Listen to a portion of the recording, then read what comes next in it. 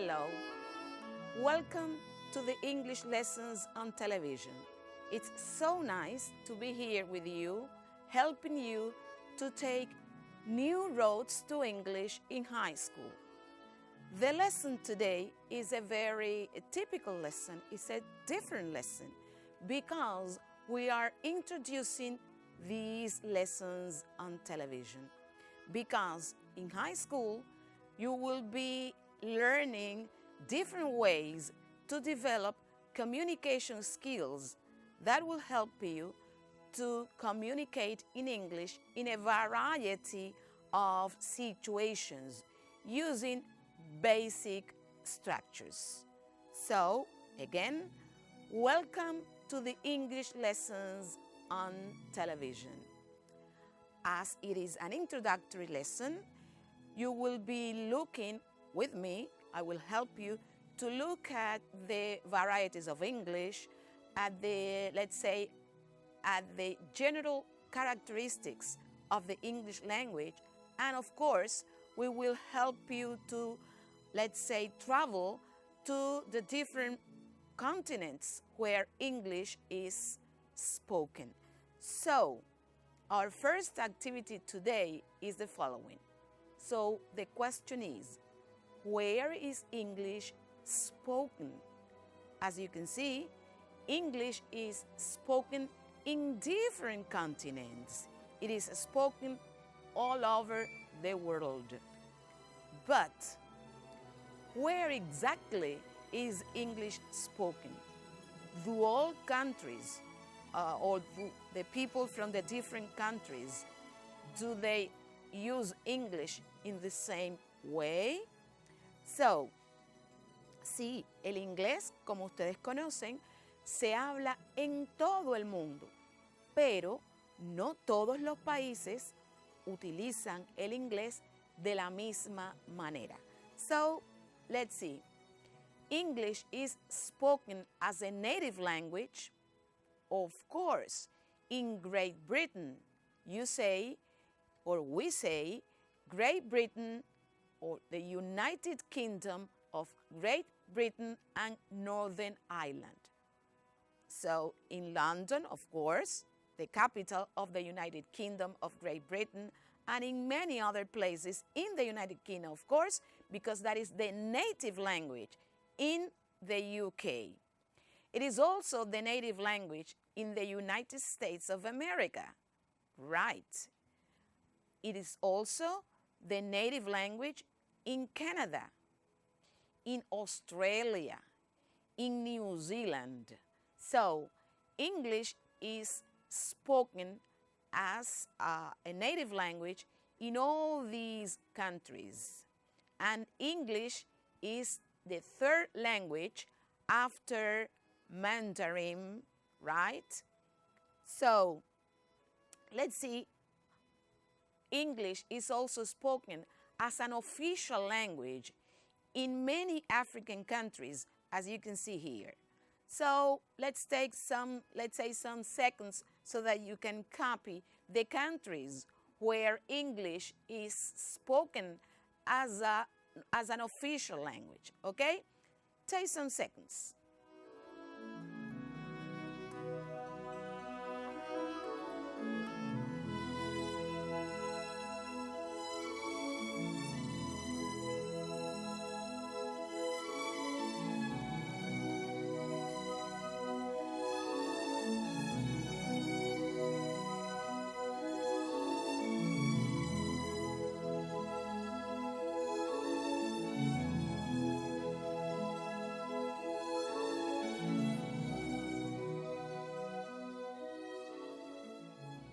Well, that is in Africa, but English is also spoken in some other countries, also as an official language, as in the Caribbean.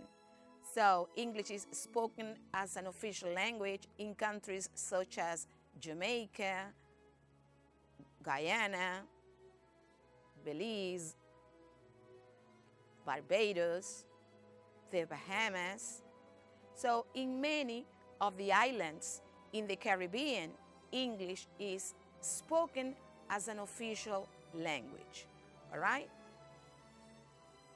So we are going to continue. And we will see that English is also spoken as an official language in Asia, in countries such as India, Nepal, Singapore, Pakistan, right?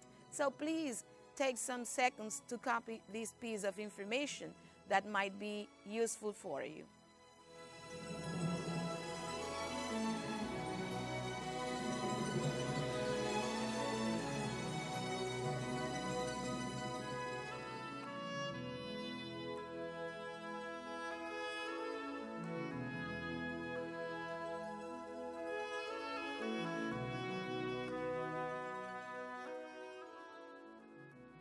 Time to go on. English is also the official language in many international organizations, like in the United Nations, right? It is the the official language with other languages such as French, Spanish, but English is widely spoken in international organizations such as the United Nations, the International Olympic Committee, right? And in many other organizations. But also, English is used in international publications. So it is said that 28% of books are published in English, maybe because they are originally published in English or because they are translated into English. Because English is, we can say that English is an international language. It's a global language because it is used in international organizations, because it is used in many countries. It is used in tourism, for example, right? In diplomacy, we use also English. So that's why we say that English is a global language. Maybe you have heard the term lingua franca. Quizás ustedes hayan escuchado ese término. Bueno, ¿qué quiere decir? Que el inglés es una lengua franca, lingua franca. Precisamente este carácter global, internacional del inglés como medio de comunicación hace que en algunos países y en muchos contextos y en los eventos internacionales, pues se utilice como la lengua que permite, que favorece la comunicación entre las personas, aunque esa no sea su lengua materna. Por eso quizás ustedes han escuchado que, bueno, en este país o en esta convención o en esta conferencia se utiliza el inglés como lengua franca. So that's a term that you may have heard, okay? So this is, let's say, the general characteristics of English as an international language. These are the reasons, some of the reasons why we say that English is an international language that helps us to communicate in different international contexts. So the question is, why do you need to learn English now? Y la pregunta es, ¿y por qué ustedes necesitan aprender inglés ahora? Yo sé que esa es una pregunta que ustedes constantemente se hacen. Aquellos que no les gusta, aquellos que dicen que él es muy difícil. Y entonces yo quiero que ahora ustedes reflexionen sobre las razones por las cuales ustedes consideran que deben aprender inglés en esta etapa de sus vidas, ¿verdad? Fíjense que les he explicado cómo se utiliza el inglés a nivel internacional, a nivel global. Entonces, the question is, why is it useful for you to learn English now? Y aquí yo les doy varias razones y quizás ustedes tengan otras, pero léanla y entonces piensen, seleccionen aquellas que ustedes consideran por las que ustedes piensan que es importante, útil, that's the meaning of the word useful, the question reads, why is it useful? ¿Por qué es útil para ustedes aprender inglés ahora? Take some seconds to reflect on these ideas.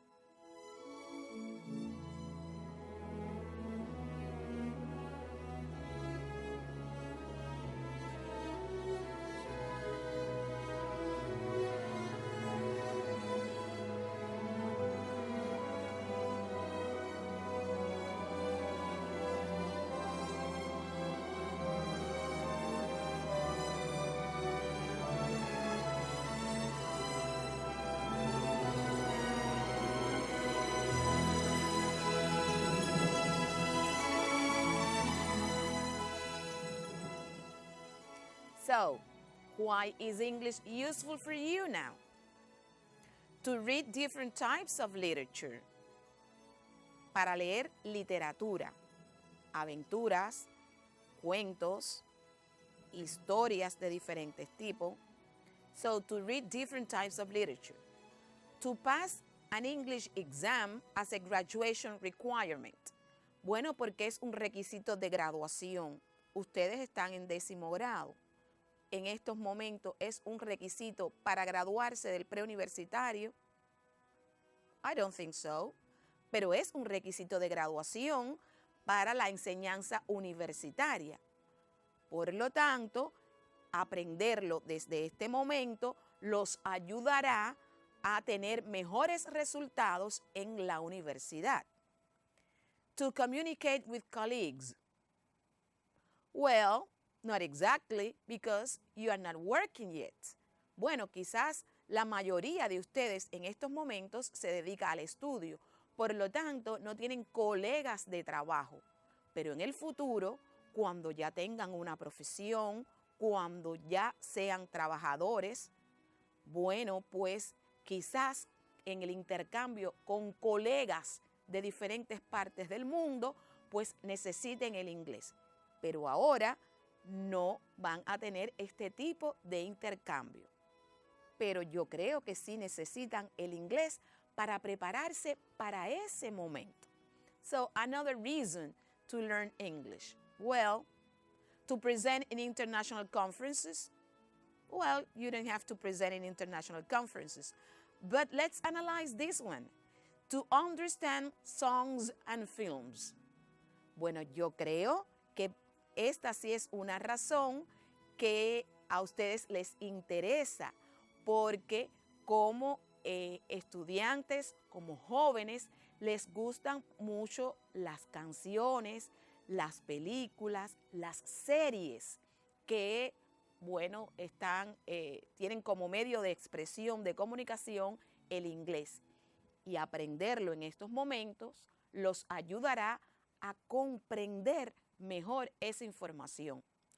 Nunca es mejor una traducción que poder comprender directamente de las personas que hablan el inglés esa información. Vamos a ver otras razones. So, to communicate with relatives and friends. Well, I think this is a good reason to learn English. Para comunicarse con amistades, para comunicarse con amigos que ustedes puedan tener en otras partes del mundo, y aunque no vivan en un país de lengua inglesa, pero ya dijimos que el inglés es un idioma internacional, global, y entonces, bueno, pues dominar el inglés con un amigo que vive en Suecia, con un amigo que vive en China, con un amigo que vive en Pakistán, que vive en Sudáfrica, que vive en Ghana, pues puede ayudarlos a entablar, a tener una mejor interacción y una mejor relación con esos amigos. To communicate in the social networks. Bueno, en las redes sociales, donde se encuentran amigos, donde se encuentran productos culturales que a ustedes les interese, creo que es una buena razón para aprender inglés ahora. And finally, to pass an international exam. Bueno, a lo mejor ustedes dicen, esto está muy lejos para mí, pero quién sabe si al terminar el preuniversitario o en tu primer año de la universidad, pues se presenta la posibilidad de tener un intercambio académico en otra universidad del mundo. Y para eso vas a necesitar el inglés. So I think that there are different reasons for you to learn English. Pero entonces ahora yo les voy a hacer una pregunta. Yo estoy segura que cuando ustedes escuchan una serie que viene de un país como Estados Unidos, como Canadá, ustedes identifican un modo de expresión, un modo de hablar el inglés. Sin embargo, cuando escuchan una información, una serie, una película, un documental que está hecho en Australia, pues entonces ustedes identifican otro modo de expresión. Y si viene de Inglaterra, por supuesto, es otra manera de expresar, de hablar el inglés. Y ustedes se preguntarán, ¿por qué? Sucede lo mismo que en español. Los cubanos tenemos una manera de hablar el español. Y los argentinos tienen otra. Y los españoles tienen otra. ¿Quiere eso decir que una variante es mejor que la otra? No, por supuesto que no. Todas las variantes son tan importantes y tan buenas como la otra. Pero sí es importante saber que esa distinción existe. So the following minutes, the following section is to help you get acquainted, get familiar with the varieties of English. So, because we have different varieties of English, as for example, the Caribbean, the one spoken in Australia and New Zealand, the one spoken in Africa, these are varieties of English.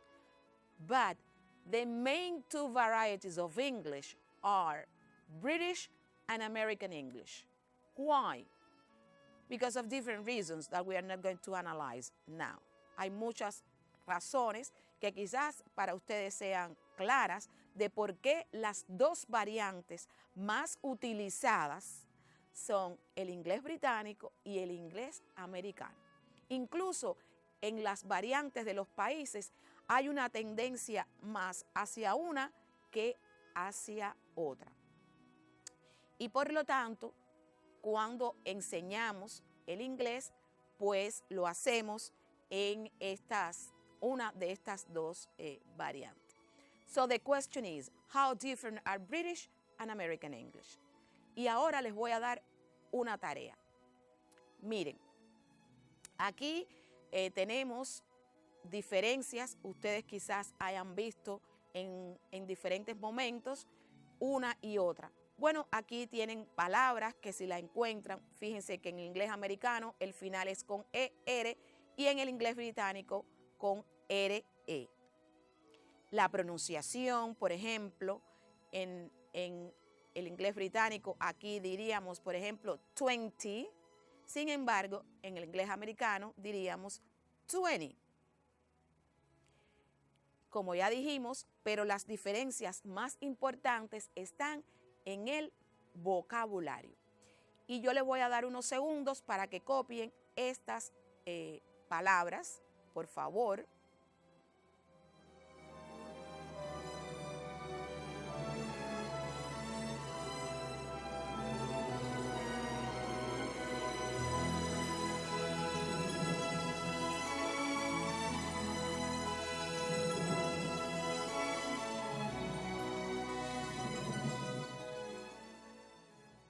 Okay, here you have other words. Aquí tienen otras palabritas.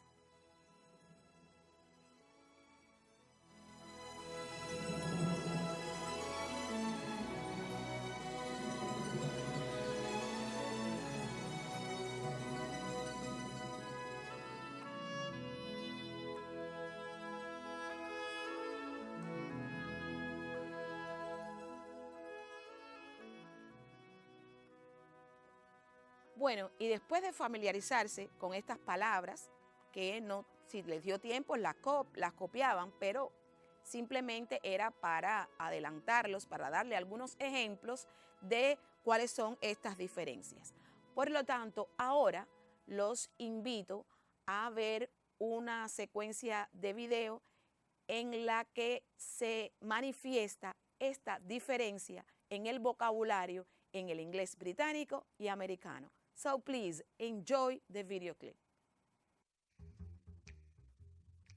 Hey, nice pants. Excuse me? I said nice pants.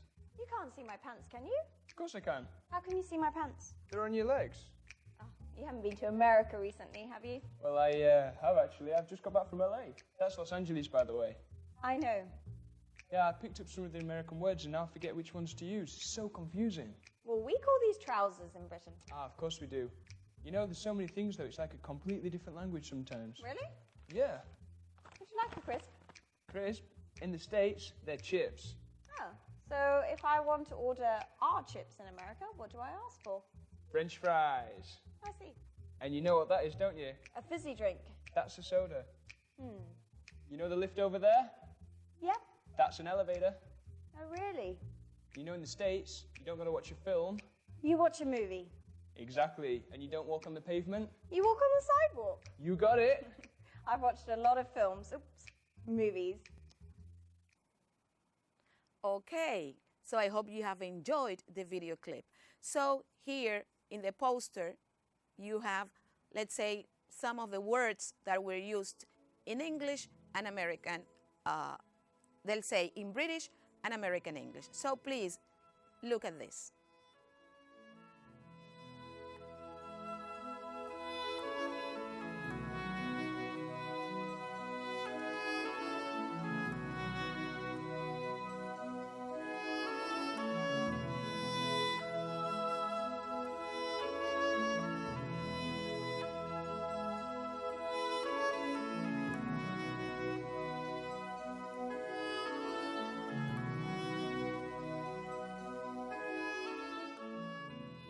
Okay, now we are going to continue this special lesson. And this time, I want you to pay attention, to listen carefully to the next video sequence.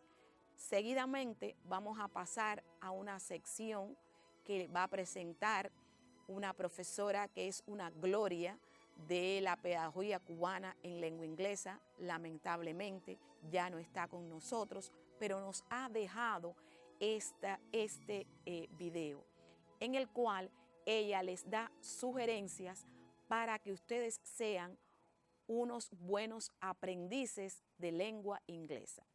To be good language learners. So please listen carefully to the suggestions given by Dr. Dolores Corona,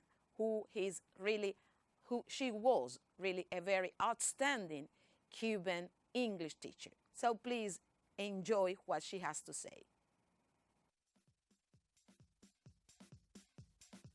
Learning to learn is a very important preliminary step for improving your pronunciation in English. So let me ask you a question. Are you a good language learner? Before you answer, consider what research has shown to be 6 characteristics of good language learners. According to research, good language learners are willing guessers. That is, people who are always thinking, who are ready to attempt to arrive at answers. In addition, good language learners have a strong drive to communicate. They are people who have a strong desire, motivation to understand and to be understood. Therefore, good language learners risk making mistakes. They have such a strong desire to communicate that they are not afraid of making mistakes. However, they attend to form. They know that there are key elements of grammar and pronunciation that are essential in communication. Good language learners, in addition, practice. They practice all the time. They take advantage of every opportunity to practice. And lastly, good language learners monitor their speech and the speech of others. That is, by listening attentively to good speakers of English, and on the basis of what they hear, learners improve their pronunciation. They listen to themselves and correct their mistakes. So, summarizing now in Spanish.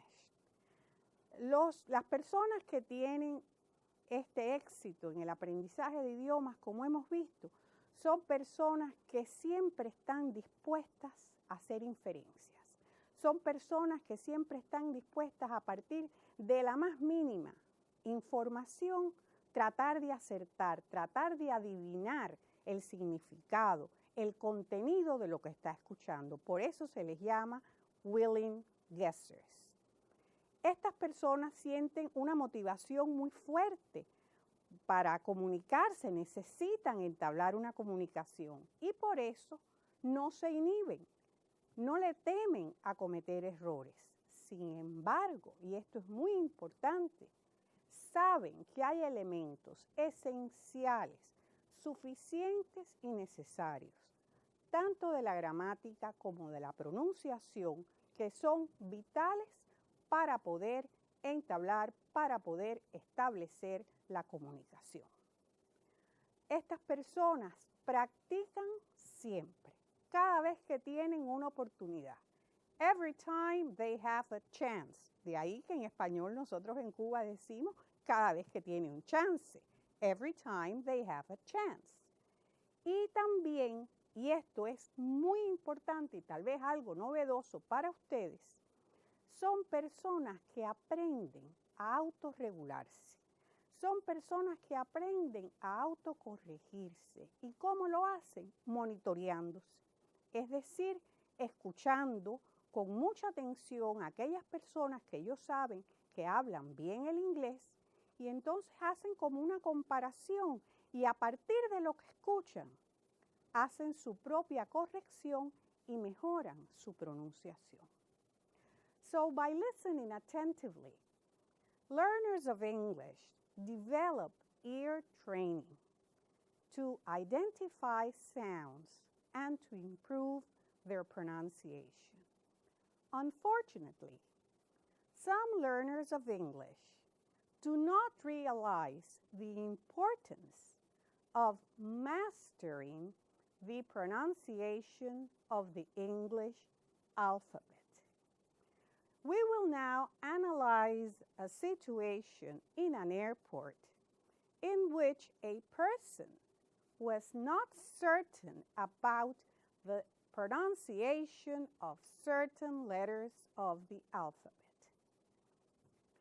Passengers to Havana, please go to gate E. What happens to this passenger? The passenger understood the word Havana. He understood the word gate, but he was uncertain about the letter. Gate E, to the right or to the left? Can you help him? Gate E. If you chose the gate on the screen, you're right. Now this part of the lesson will be devoted for those students who hesitated, for those students who, like this passenger, we're uncertain about gate E or gate I. The English alphabet, as you know, has 26 letters. All these letters are familiar to Spanish speakers because they are all in our alphabet. However, practically all of them are pronounced differently.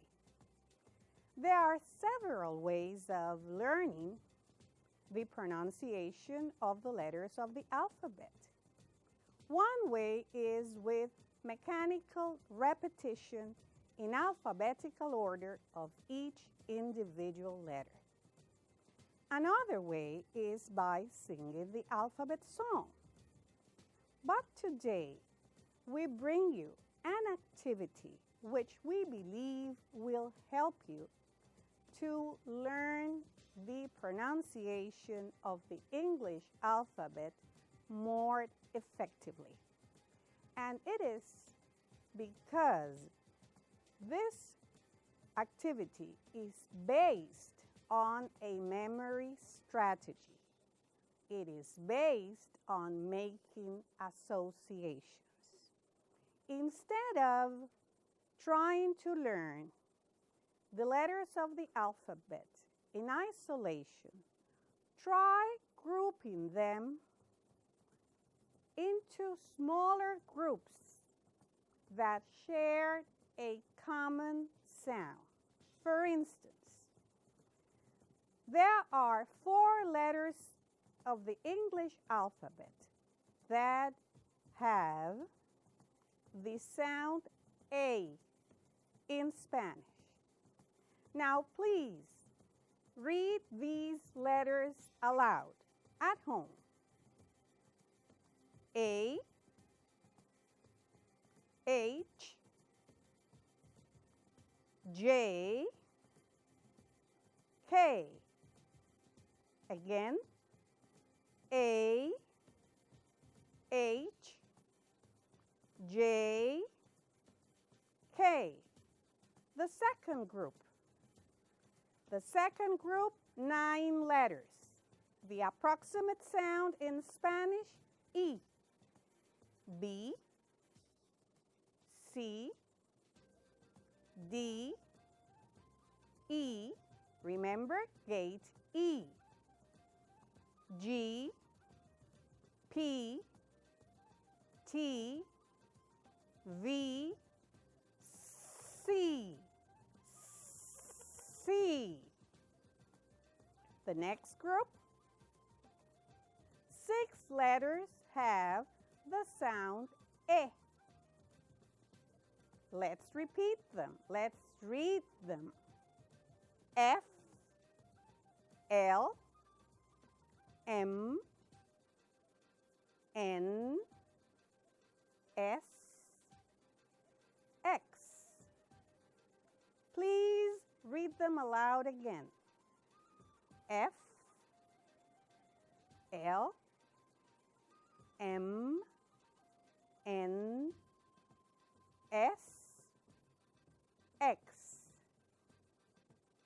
Now the following, the next group is made up of 2 letters that share the sound I. The letter I and the letter Y. Let's repeat. I, Y. The next group has only 1 letter, and the sound in Spanish is O. The letter O. Next, we have 3 letters with the sound U, Q, U, W. Again, Q, U, W. We have one more group. a group with one letter. R. R. You can practice on your own with this strategy, with this procedure of making association by using cards and envelopes. Cards and envelopes. You need 26 cards, one for each letter of the alphabet, and you need 7 envelopes, one envelope for each group. For instance, you have one envelope for the sound I with a number of letters. 2 letters. Do you remember? I, Y. Now, what are you going to do? And this you can do as a game with your friends, with your relatives, with your neighbors. You will write the letter on one side of the card, and on the other side, you will write the way it sounds, the approximate sound in Spanish. And this is the activity. You will put the words, put the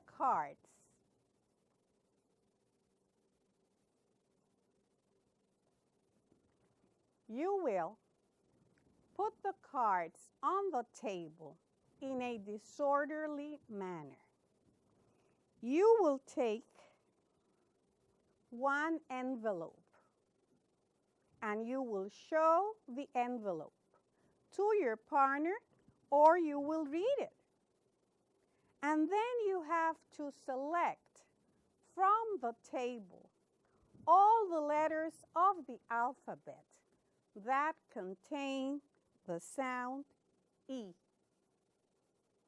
If you're not sure, if you're uncertain, you will simply turn the card and you have the pronunciation.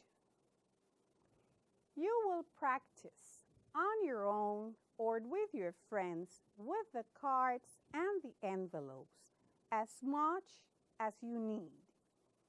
But then, when you feel that you have already mastered the pronunciation of each individual letter of the alphabet, try to spell out at least 5 words every day. Simply visualize the word and spell it out. When? While walking down the street, while taking a shower. Practice. It is very important to master the pronunciation of the 26 letters of the English alphabet. Before we finish our section today, let's have a practical activity to check your knowledge and your current mastery of the English alphabet. Now I'm going to spell out the last name of a famous writer, and you're going to take it as a dictation. Are you ready? Take down each letter that I say. Ready? H, E, M, I, N, G, W, A, Y. Let's verify. Let's check.